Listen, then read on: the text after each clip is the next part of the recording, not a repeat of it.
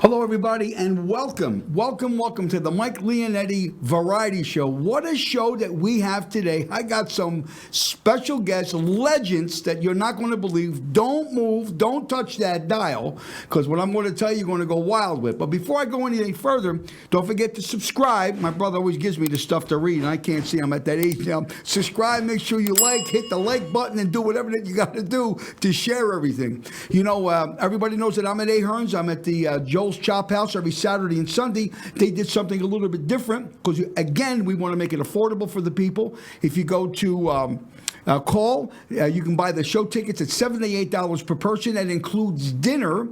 And for people that just want to walk in, they'll also give you their menu. And they also put my mother's house special menu. We can have the frutti di mare, which is the crab and the mussels and the clams. You can have linguine white clam sauce. You can have mussels on eganato. They don't know what to do to make it affordable, so you guys can have a great time, because Don Ahern and the gang at Ahern's really want your business, and we want you to have a very beautiful experience. So right now, ladies and gentlemen, it gives me great pleasure to introduce a giant of a guy, a man that is the last of, we say, the Mohicans. Ladies and gentlemen, great pleasure, the great one, Mr. Jim Marsh. Thanks, Jim, for coming today. Mike, it's my pleasure. You sure? I'm positive. Boy, if he don't look like Brad Pitt, I thought I looked like Brad Pitt. You know, I asked Jim to come on the show today because I want people to know about this legend. This man has Kia. He's at his place 6 days a week. And if you pick up the phone and you call and ask for Jim Marsh, ladies and gentlemen, he will answer. And I said to him, Jim, I got to ask you a question. I mean, why are you here all the time? He said, Mike, because I care about my customer. I care what's going on. Jim, tell some of the people how you feel and why you want them to buy your product. Well, the product is an excellent product. The Kia has come a long ways. I've had many franchises throughout the years I've been here, over 50 years. Kia is probably the finest one I've had. It's an excellent product, got great warranty, and we have great service department. We have a body shop. We can take care of virtually everything your vehicle needs. The body shop handles all makes, not just Kia. They handle everything that you see. Yes. Everything that you see. Yeah, we're the most modern body shop in Nevada. And everybody, I want you to know that Jim Marsh is there, ladies and gentlemen, 6 days a week.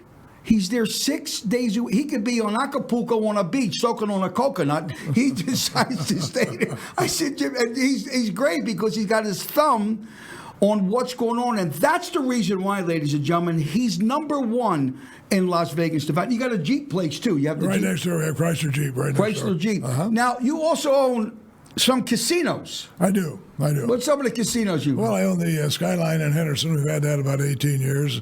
Great, iconic place here in Las Vegas. I have the Long Street Inn in Amargosa Valley, which is just on the way to Death Valley National Park. I've got two casinos, two bars in Goldfield, Nevada, which was established back in the early 1900s. I have two casinos in Tonopah, one bar, a bar in Manhattan, Nevada, which nobody's ever heard of before, and one that I just recently sold in Pioche, Nevada. So I'm a little familiar with the Nevada rural landscape, so to speak. So that's gaming. Gaming, yes, gaming and hotel. Gaming hotel. Now one of my guys that play in my band. He's been with me for 40 years. It's called the what's the name of his? The Jurassic Jazz Band. Yeah. You got them at your place in. We have them on Long Street, yes. On Long Street. I haven't been there, but I got to go. He keeps on asking me, but we play on Sunday. Yeah, so he leaves your place and he gets in the car and he shoots over, to come over to play for me at Ahern's. That's Steve Johnson. Steve Johnson's band has played with me for years.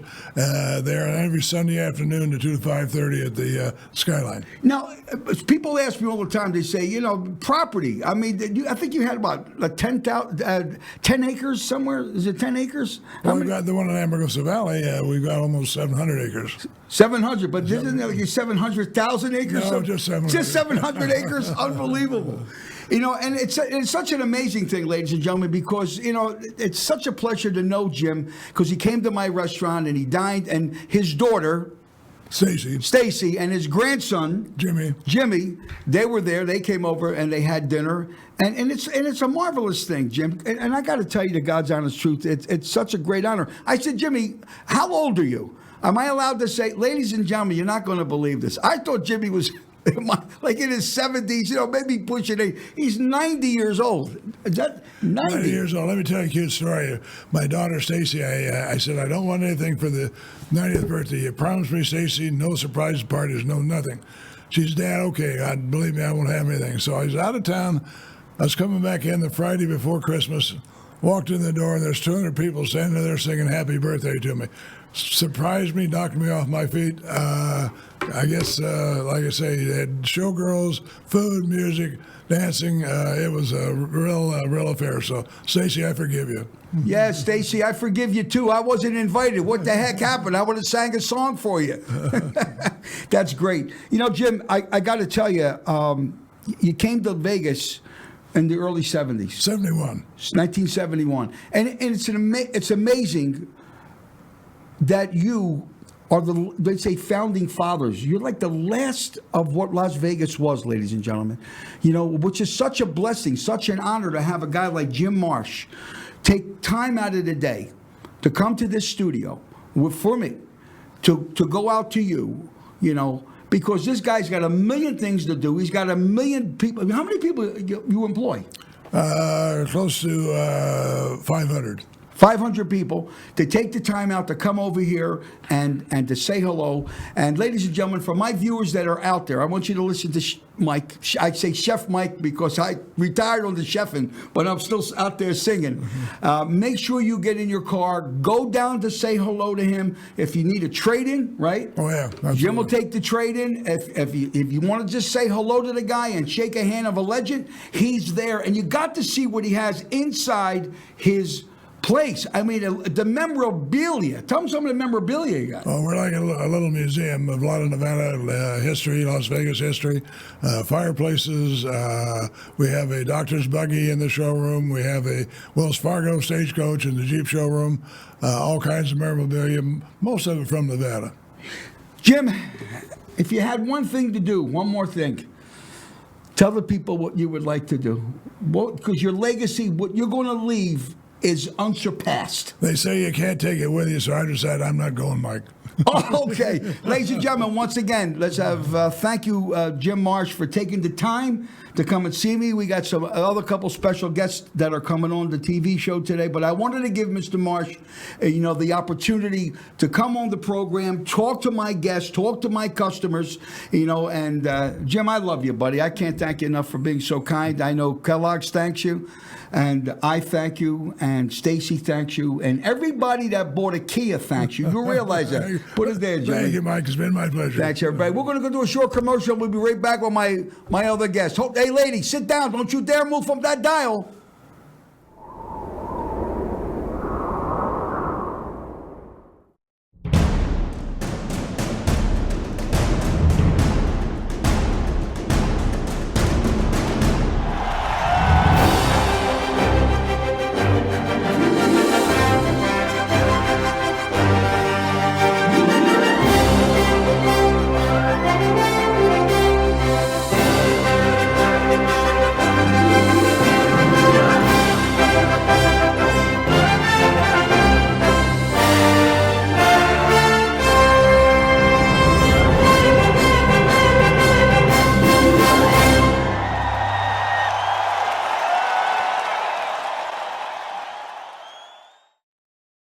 Hi, everybody. We're back once again with some more special, fantastic guests here at the Mike Leonetti Variety Show. How'd you like that commercial? Boy, that was fantastic. Well, we're here today with two wonderful people and two very special friends of mine, people that I know that came to my restaurant many, many times. We're here with the infamous Mr. Joe Brown.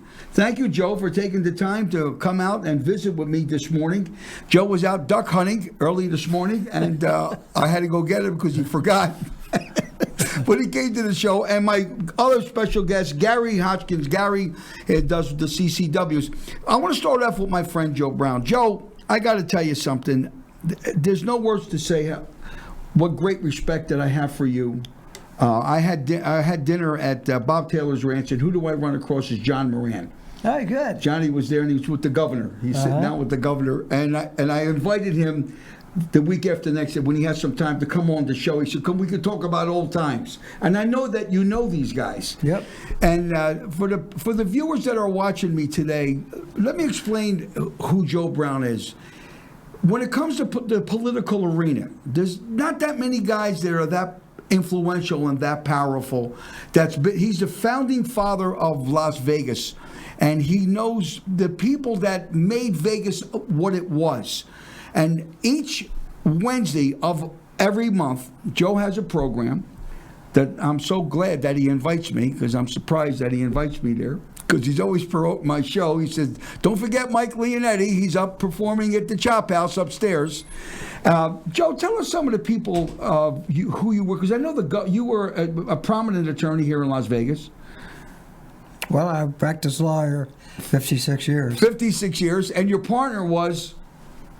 Well, I had lots of partners. Yeah, but he was the governor. Oh, yeah. Well, Paul Laxalt. Right. And Bob Miller. And? Bill Raggio. Woo.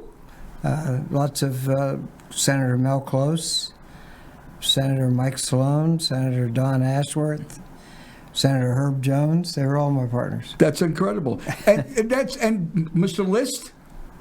Governor Bob List, of course. That's what I was going I was going like this, because Bob came to my restaurant many, many times. Yeah, Bob is my current partner. He's the current partner, and and it's such a great thing. Now on the Wednesdays, tell the viewers what you do and how important that is.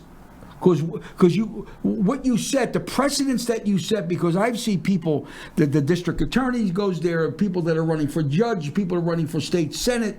I mean, you got such a wide variety of people. What motivate you to do that? Well, I was very close friends with a fellow named Bob Mayhew, who ran the Howard Hughes empire back in the late 60s and early 70s. And Bob, despite his very major importance in the state, I don't know if it'd be arguable if there was anyone more important than Bob, because he was Howard Hughes' front guy. He's the guy who delivered the checks and bought the hotels and the ranches and everything that Hughes owned here. And but despite that, and I was a young law clerk, Bob was always my good friend and treated me as an equal. And I used to have lunch with him once a month. And in 2008, at age 91, Bob died. And it was very unfortunate. After a couple months afterwards, I got the idea that I should continue to have a lunch, and I would call it the Bob Mayhew Luncheon. And I would continue to have interesting topics discussed by interesting, prominent people. So I have been doing it now. I'm in my 17th year of doing that. It's always the first Wednesday of each month. For many years, we had it at the Las Vegas Country Club, and when COVID hit, they tightened the ship there so much that you couldn't get anybody in the door. And so Don Ahern at Ahern Hotel was very receptive and welcoming, and we moved over there, and we've never looked back. And it's a great venue. It's a very nice hotel. They treat us well there.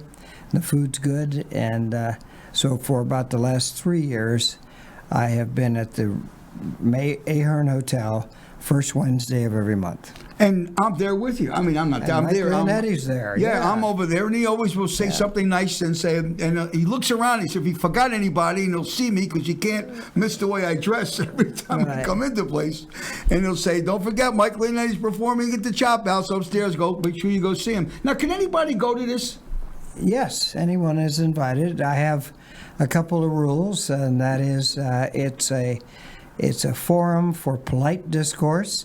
You can disagree with the speaker, but if you're rude and antagonistic towards them, then you're not invited back and you're asked to leave. So we have judges, bankers, realtors, a real cross-section of the state. We've had the governor a number of times, various governors. Last month, we had the head of the Convention and Visitors Authority, Steve Hill, to talk not only about the Convention Authority, but about Allegiant Stadium and about the Raiders and the athletics moving here. And it was a very interesting speech. Before that, I've had a bunch of former showgirls come in and bring their costumes in and film clips, and it was a lot of fun. And we had women in the audience get up and try on the costumes, and it ended up being a lot of fun. And that one of my biggest audience was the son of Jay Sarno. For those who have been around town, Jay Sarno is the man who built Caesar's Palace and really kind of turned the page on the growth of Las Vegas. And Jay Jr. was an entertaining speaker, told lots of funny stories about his dad, and we had almost 200 people there for that event. Well, it seems that it's growing. Yep. You know, it is growing. It's about $45 per person. $40. $40 per person. If you RSVP and show up on time, yes. $40 per person. You know, I got to tell my viewers something about the television show, this podcast, because Joe says, how many people did you share to? I had over 100,000 phone numbers and names of the people throughout my career in the 7 years I was at my mother's house Italian supper club, and I wanted to make sure that I brought my customer to a type of a place, because then when I closed that restaurant, I said, I'm done. That's it. I'm 72 years old. I can't spend what I have. I mean, I'm very, very opulent, and I'm very happy. And but Ahern opened up their heart to me, and they brought me into that place to do one more time and say, your kind of music, Mike, what you do, that kind of style, nobody does it anymore. And I did the television show because I'm going to tell you, my viewers, what Joe did gave me the opportunity to do this, because he was an inspiration to me, because I wanted to do a television show, a podcast, that there was no vulgarity, it's not controversial. I wanted to bring the right type of people in here, and to have gee, God, for God's sake, to have Kellogg's as my sponsor, I mean, that's a pretty powerful thing, you know, to have Bob Kellogg, who's my very special friend, because he doesn't need me to sell Fruit Loops. You know, he just said, Mike, whatever I could do to get you further in your career, count me in. You know, and I just want you to know, Mr. Brown, that it's a great honor to have you here, to take the time out, because I know you're such a busy guy, and I know that you've got a million things that you're doing. But I wanted my viewers to know what a great man you are, what a nice guy you are, and you always treated me like a gentleman, which is very, very nice. And you know, that's Joe Brown. They named the street after him. For God's sake, they named the street after him. But you know, right next to me, there's a very good special friend of mine. And I asked him to come on because everybody carries, Joe, you don't carry a piece, do you? Not on me, no. Not on you. Well, I do have a concealed carry. Okay. And I said, we got into a conversation, me and him, and that gentleman is Gary Hoskins. Gary Hoskins. Another guy, him and his wife, they came to my restaurant a million times and had dinner, and we started talking back and forth. I said, Gary, you know, you need to come on because I know you got a couple things, especially with Joe, because Joe's a lawyer. And I said, well, why do people carry guns? I mean, I don't carry a gun. I got a left and a right. You don't want to get hit with either one of these. But I'm just saying, why do people carry guns? What's the reason? Who should carry it? Who shouldn't carry it? Tell my viewers your view. That's a huge question, and when you make that decision to carry, it's life changing. It could be the best thing you ever did, and it could be the worst thing you ever did. And what's the reason for that? Well, Mr. Brown knows the legality. You pull that little trigger, that split-second decision you make, that's the rest of your life. It could be wrong, it could be right. You're gonna remember that. You're gonna remember that forever. What do you think about that, Joe? I think he's right. You think he's right? Yep. I think I carry it for self-protection. Well, your situation is different. You're an icon in Las Vegas, and I don't want to use the word target, but you know you're a powerful man. You're a very powerful individual, you know, and very well respected. And you got these crazies that are out there that they, you know, maybe they got, who the hell knows why would even want to bother me? No one would bother me because I'm Italian. Look, there's crazy people driving out on the roads that don't know me from a load of poles, but they just cut you off and they speed past you. And crazy world that we're living in. Yeah. Would you give me the benefit of the doubt? Yeah. So, and again, like I mentioned with you when we talked about it, why would, like, I mean, for me personally, I'm going to be honest. I mean, I never had no desire to ever, even years ago, I just never had no desire to do something like that. I'd rather carry a spatula, and a cookbook. To me, that's more exciting to me. I didn't think you could hurt somebody. I could throw a meatball at them or something like that. But what you do, and I noticed you were telling me that the police department, Right. When these guys retire. Yes, they retire. Is it once a year they have to? They had to qualify. They had to fill out a nice little form for me to go over. They qualify, and I issue them another HR 218 for another year. It's basically the law enforcement. The OSO Act is basically it's concealed carry, like as a civilian would have, but since we're prior military, prior law enforcement, we're considered the good guys. More good guys with guns, the better you are, right? Now, you were in the police department quite a while. You were a correction officer. 17 years. 17 years doing that. Now, one of the things that fascinated me, now, Joe, you got it once a year. You got to renew that too? Yeah. Every 5 years. It's not every year. It's every 5 years. Oh, it's every 5 years? 5 years. Yeah. Okay. So let's say a guy is retired, and for him not to get it again, what would be to say, oh, I can't issue this? What would it be? Yeah, it's basically you're going to catch felony, a DV, things like that would disqualify you from having your firearm for 5 years. Domestic violence. Domestic violence. Another one. And if you're convicted, yes. Another one.